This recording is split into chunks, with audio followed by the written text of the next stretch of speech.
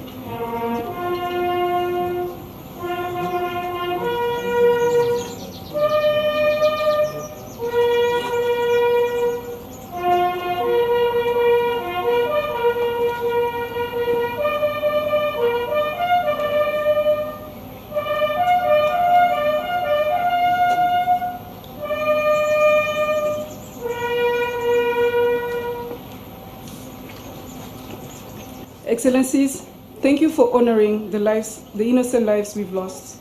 Please proceed to the lighting of the flame of remembrance. Thank you.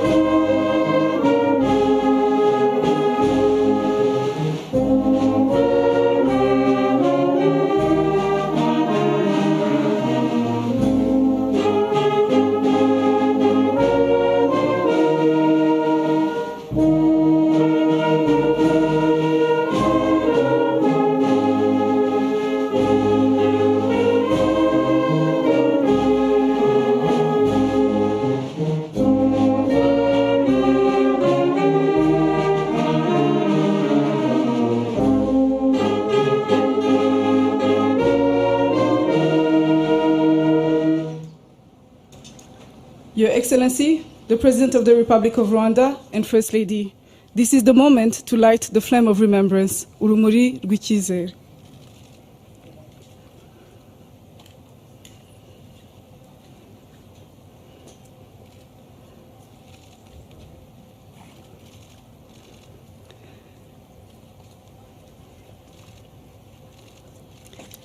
This flame symbolizes not only our past, but the hope for tomorrow. It will keep burning for the next 100 days. Thank you, Your Excellencies, for guiding us as we conclude the first part of our commemoration event. The commemoration event will continue at BK Arena. Thank you, Your Excellencies. Murakoze, merci beaucoup.